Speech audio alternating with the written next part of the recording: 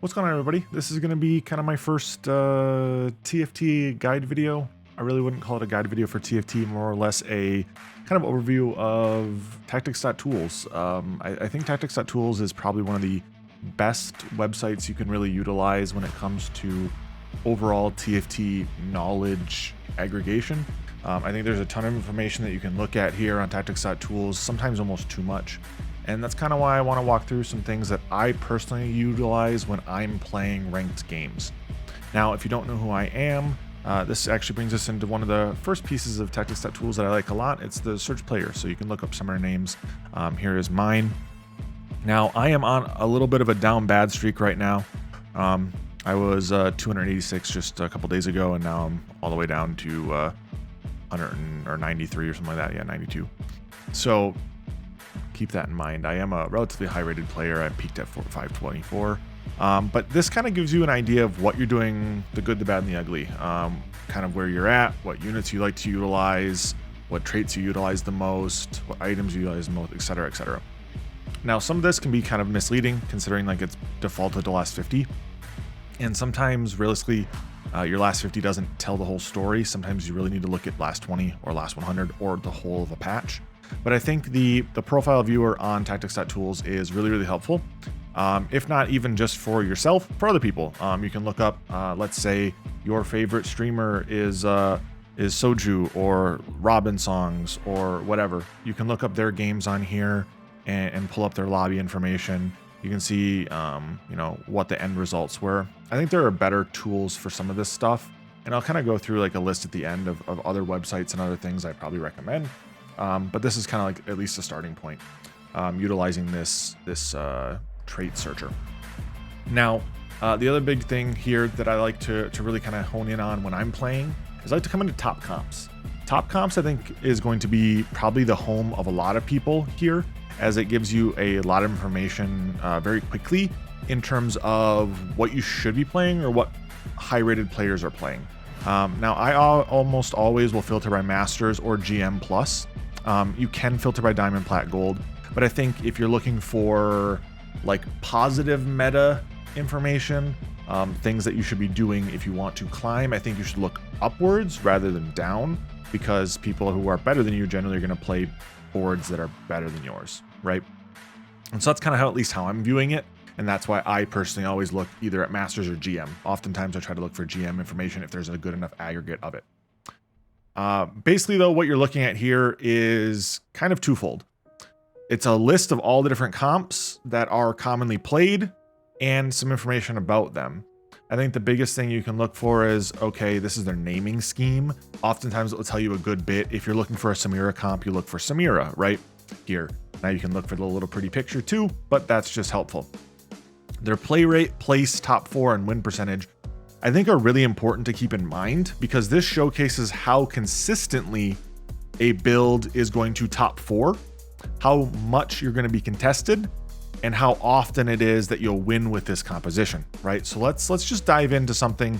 Aegis Samira, I think this is a really easy comp to kind of comprehend. Or let's not go Aegis Samira. Aegis Samira is a 5 cost comp, and I really would rather go something a little bit easier for me to kind of showcase. Okay, vertical here, Sejuani, yep, Laser Zed. Now, this is a composition that when you click into it is basically just laser core verticals, right? That's kind of the entirety of the composition. The base comp is going to be what you're most likely going to be playing in a situation in which you do not have any spats, and what they recommend playing in those scenarios. Now, your extensions are what they see as positive win conditions and things that people often will do. You'll notice that the spat ones tend to do better. And then we can look a little bit more in here on, what items are good, etc., right? Generally, the thing you can quickly glance at while you're playing a game, let's say this is on my secondary monitor, is I can go and say, okay, I've got a laser spat. I'm going to most likely put it on Urgot or Zoe, right? That seems to be a really good win rate. Who do my items generally go on? You want your damage items, tank items, etc. And it tells you what items they recommend. Now, I'd argue that these aren't always perfect. It's going to kind of come down to what someone has won with. And I think in this current meta, you're more often than not going to slam very, very consistently to kind of keep HP and keep tempo. Now, because of that, you may not always be able to get, you know, a Hextech Gunblade, and you might have to slam and settle for just a Last Whisper, etc. Like there's options here, but so on and so forth. I like that it tells you your carousel priority right here as well. But I think most importantly, these are your win conditions, right? These are things that generally do really, really well for you and will lower your placements in the overall scheme of things. And so when you're playing a comp like this, you want to look and see, okay, you know, Woodland Charm, really, really strong with this. Laser Heart, really strong. Exiles are really strong, right? These things can help. You can look quickly to see what your hero augments are, what traits they recommend, right? 9 Laser is a 225. Well, you wonder why. It's an extremely hard chase trait to hit. You got to be level 9 most likely, and you also have to have 1 or 2 spats in some way, shape, or form, or a heart, or you know, something in there, meaning it's very difficult to get. This is also where you can start utilizing things like the units tab, the traits tab, etc. I generally think overview and augments are the only 2 that I ever really look at, just because they're the quickest to look for information in. Let's say we want to see, okay, how does Exiles perform? Exiles taken at 3.2 is a 3.89, right? Spirit of the Exiles is 3.82, 3.73. We only want to look at golds here so we can see what our options are at 3.2 for reroll. I generally like to look at games played more frequently than I do like what the timing and placement of the pick is, because certain times it's obviously different than others, right? Like this is a really low play rate at 277. And so the at 3.2 just has a disgustingly low pick rate and very low sample size, right, in general. And that's kind of something you can keep in mind with Tactics.tools. They'll generally tell you, okay, this isn't super great for the situation you're in, right? You can tell you potential pick rates, etc. But I think this is a really, really important page, and it allows you to quickly like determine what I should be doing with a certain unit, what I should be doing with certain setups I want to go into, so on and so forth. They do have comps for double up and hyper roll, as well as perfect synergies, where you're looking at like the best possible compositions. But I personally think top comps in game, if you want to use some of this other stuff like perfect synergies and other things as the games go through and you want to like learn, great. The next thing I really utilize a lot is the stats page for the augments. This is going to be mostly just so I can quickly say, okay, on 2-1, for instance, how is, let's go Celestial Blessing. So Celestial Blessing on 2-1 is a 4.59. Not really that great. If we compare that to Thrill of the Hunt at a 4.64, generally Celestial Blessing is a better value than Thrill, but it's going to depend on the units, right? And how they combine, how they work together. Now, again, I'd usually switch this up to Masters Plus. So again, the information I stated there as of 2 seconds ago is slightly different skew wise. But then we want to say Hero of the Exile. Let's say just Yasuo. This is an easier way to do it. You look up Yasuo. Spirit of the Exile is a 407, whereas Siphoning is a 496. So if you're given the opportunity to, take Spirit of the Exile, not Siphoning wins with a Yasuo augment, right? You can filter by certain things, you know. Let's say I just want to look at Priz, and I want to look at the highest placement rate for prismatics. So you can look and see like, okay, Anima, Ox, Prankster, Recon, and Sure Shot all are your best augment options for crowns. Egg seems to do pretty well. Generally, I'd say the reason why is if someone's taking an egg, they're already playing from an extreme lead as their final aug. High-end Shopping and Triforce do really, really well. Woodland Charm does really well, etc. You can look this up mid-game really quickly. There is pairs as well as trios. I think this is, again, going to be really hard to state because the statistical insignificance of some of these setups in terms of how low gameplay there is going to be a little tough to kind of go through. But stats are really, really helpful. Now, one thing I've been utilizing more, and it's kind of a little bit more situational, because it's going to come down to, let's say I'm, jumping into a comp and I get a Recon Crest early and I want to look up, okay, for like, let's say with Kaisa Vayne, you know, what are my odds? What am I looking at with a sample size of 100? Who's my other units I want to put in, right? At this point, you can look through and see, okay, generally it's either threats or it's some type of Star Guardian support units, right? But you can also get into situations where, you know, with this high of a delta, Urgot's really great, and you have a high win percentage. Fiddle, Leona, Mord, Belveth, etc. But it's going to come down to a little bit of a situational thing, what you want to look up. Let's say we're looking up Belveth with a Recon emblem. All right, so we got Belveth Recon emblem. We can see here what items are utilized most frequently with Belveth with Recon emblem. Right, you can see their win rates, you can see the deltas on them, etc. Generally, delta just means the lower, better, higher, bad. So low deltas means that this unit did really well with them. So like if we had a Recon and Ace emblem, it's a slightly higher win percentage than, say, a blue buff or something of the sort. You can also use this to check bad items as well. So you can say, okay, if we have Recon emblem on Belveth, like you don't really necessarily want to be putting a laser core emblem as well on Belveth. You really don't necessarily want to be putting on IE, Edge of Night, because you already get crit in most scenarios with Belveth with Recon emblem. You can also look at this though a little bit as what people have been playing. I tend to find that things that are generally played at a pretty high rate are going to be a little bit closer to 0, just due to the fact that they have, well, a high play rate. Whereas if something's like really, really strong, it's going to be a lower delta even at an astronomically high play rate, like 20k games. Last Whisper is like the best thing you can put on Belveth. And I'd argue that Last Whisper in general is an extremely good item just on anybody, right? You can theoretically go into items here and look for like average placement and adjusted placement of certain things, right? To see what's theoretically really strong and what's theoretically really weak.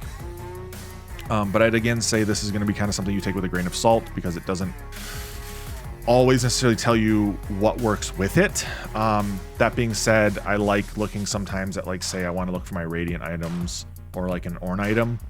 You can say for Ornn items, what's your best Ornn item option now? A patch or two ago, Infinity Force was extremely bad because it didn't give you crit and it didn't give you something else. I can't remember what. Regardless, now with the changes, Infinity Force is one of the better items now for Ornn, and it goes really well on both Belveth and Samira. I think actually, in my opinion, Belveth with IF, it makes a lot of sense because it gives you tank stats as well, which honestly Belveth needs because she oftentimes will dive into the backlines of the opposing teams, right? So I think you've got a lot of information that you can garner here on Tactics.tools, and that might be really kind of daunting for new players, but also I think it should give you like a good idea of where to start. The other thing I really like here, and this is just like a really quick one, is loaded dice. You can utilize it to like check to see when you should do things, when you shouldn't, etc. Like let's say I want Rammus, who I should put it on, etc. Rammus isn't a great option for it. Let's go Kaisa. All right, so Kaisa, you realistically want to put it at levels 5 through 9. You want to utilize it on Ezreal, Syndra, or Nyla, realistically, right? Slightly higher odds on Ezreal than you do anything else. But theoretically, Kaisa, Syndra, Nyla, and it looks like Rel, Ashe are all basically the same odds, right? To loaded dice. There's just some information there you can utilize. Trying to think if there's anything else. Unit Builder. Oh. Unit Builder can be kind of nice.